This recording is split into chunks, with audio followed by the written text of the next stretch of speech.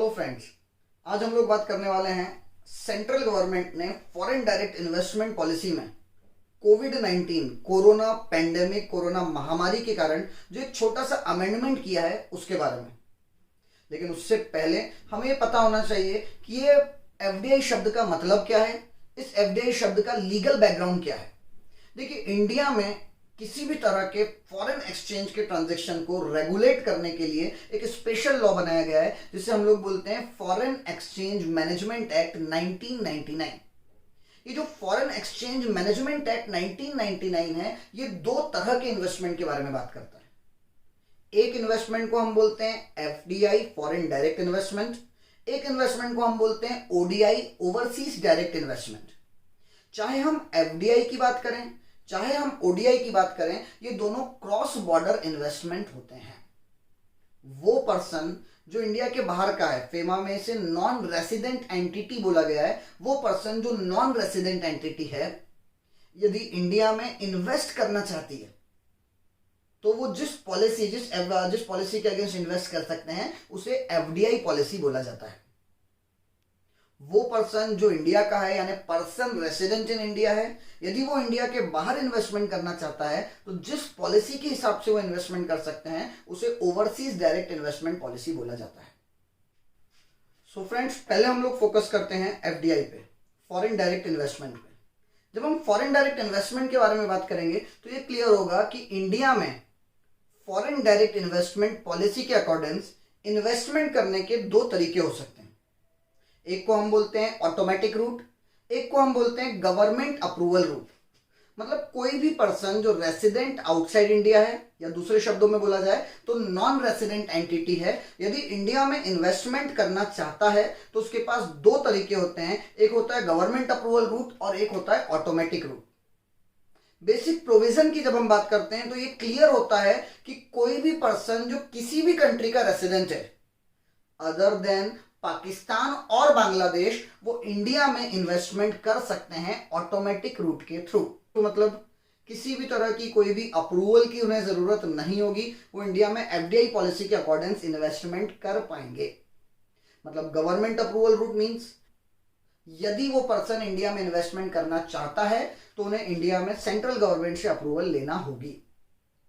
मतलब automatic route के बारे में बहुत क्लियर सी एक बात बोल रखी है, कोई भी पर्सन जो किसी भी कंट्री का रेसिडेंट है इंडिया में इन्वेस्टमेंट कर सकता है ऑटोमेटिक रूट के थ्रू। लेकिन यदि वो पाकिस्तान और बांग्लादेश का रेसिडेंट है, यदि वो पाकिस्तान और बांग्लादेश का सिटीजन है, यदि वो कोई ऐसी एंटिटी है जो पाकिस्तान या बांग्लादेश में इनकॉर्पोरेट हुई है, तो उस केस में उन्हें गवर्नमेंट अप्रूवल रूट के थ्रू ही आना पड़ेगा।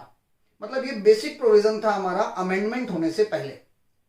एक छोटा सा अमेंडमेंट यहां पर सेंट्रल गवर्नमेंट ने किया है। देखिए, ये जो कोरोना महामारी है, इसमें किसी भी तरह के opportunistic takeover, opportunistic acquisition को डिमोटिवेट करने के लिए यहां पर एक छोटा सा अमेंडमेंट किया है। ये बोलते हैं कि भाई वो बिल्कुल सही बात है कि कोई भी पर्सन जो रेसिडेंट ऑफ पाकिस्तान है, कोई भी पर्सन जो सिटीजन ऑफ पाकिस्तान है, वो गवर्नमेंट अप्रूवल रूट के थ्रू ही आ सकता है।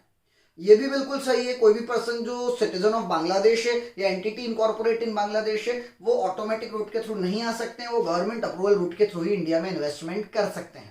एक पॉइंट और ऐड कर दिया है यहां पर, कोई भी कंट्री जो इंडिया से लैंड बॉर्डर शेयर करती है, जो 17 अप्रैल 2020 को जो अमेंडमेंट आया है, छोटा सा अमेंडमेंट है, कोई भी कंट्री जो इंडिया से लैंड बॉर्डर शेयर करती है, वो कंट्री का रेसिडेंट या ऐसी कोई भी एंटिटी जो उस कंट्री में इनकॉर्पोरेट हुई है, या ऐसा कोई भी इन्वेस्टमेंट का ट्रांसफर जिसके बेनिफिशियल ओनर किसी उस कंट्री के सिटीजन या एंटिटी हो, वो इंडिया में केवल और केवल गवर्नमेंट अप्रूवल रूट के थ्रू ही इन्वेस्टमेंट कर सकते हैं।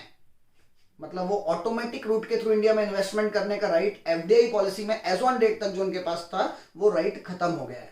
देखिए, पहले भी ऑटोमेटिक रूट के थ्रू आने का राइट पाकिस्तान के पास नहीं था, पहले भी ऑटोमेटिक रूट के थ्रू आने का राइट बांग्लादेश के पास नहीं था। लेकिन हमारी वो कंट्रीज के बारे में बात करें जो लैंड बॉर्डर शेयर करती है, चाहे नेपाल हो, चाहे भूटान हो, चाहे अफगानिस्तान हो, चाहे म्यांमार हो, चाहे चाइना हो, इन पांचों कंट्रीज के पास ये राइट था कि ये ऑटोमेटिक रूट के थ्रू इंडिया में इन्वेस्टमेंट कर सकते हैं। एक छोटे से अमेंडमेंट के कारण ये वाला जो राइट इन कंट्रीज के पास था, वो राइट खत्म हो गया है। चाइना ने इस अमेंडमेंट पर ऑब्जेक्शन भी लिया। जिस दिन अमेंडमेंट हुआ था उसी दिन उनका ऑब्जेक्शन भी आ गया था कि ये जो अमेंडमेंट हुआ है ये जो वर्ल्ड ट्रेड ऑर्गेनाइजेशन के नॉन डिस्क्रिमिनेशन क्लॉज है उसका वायलेशन है। ये तो एक मैटर ऑफ डिस्कशन है कि ये जो अमेंडमेंट हुआ है ये WTO वर्ल्ड ट्रेड ऑर्गेनाइजेशन की डिस्क्रिमिनेशन पॉलिसी का वायलेशन है या नहीं है। लेकिन कहीं ना कहीं इंडियन गवर्नमेंट ने इस अमेंडमेंट को करके opportunistic takeover, opportunistic acquisition, hostile takeover जो आगे हो सकते थे उन पर लगाम लगाने की कोशिश की है। Thank you very much friends. I hope ये वीडियो आपको बहुत पसंद आया होगा। Thank you very much. यदि ये वीडियो आपको पसंद आया है प्लीज़ आप लाइक और शेयर कीजिए इस वीडियो को। Thank you.